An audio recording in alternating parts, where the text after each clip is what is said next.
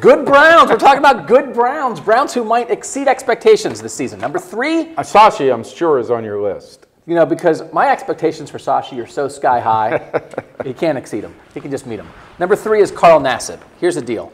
Off to a fast start last year, clearly wore down. Wore down. That's another word for disappeared. Go ahead.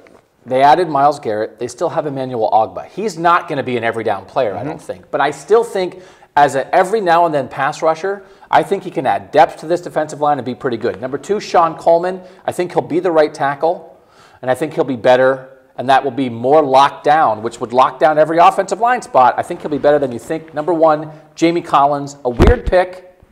Certainly a weird pick. He was good. Yeah. I think he might be one of the best defensive players in football with a full year here. I'm going to say Joe Hayden at number 3, and I know you seem to think that he's washed up and he can't play anymore. Am I putting words in your mouth?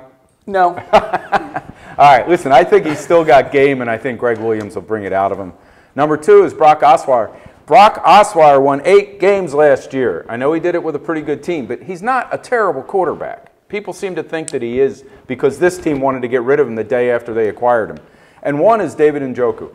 I think, you know, I say exceed expectations because he's so raw. He's 20 years old. I think this guy's got such great physical ability that he could have a real big season for them. And the only reason you said Brock is because the expectations for Brock are under my shoes right now. Well, based on that interview you did with him, I would say that's true.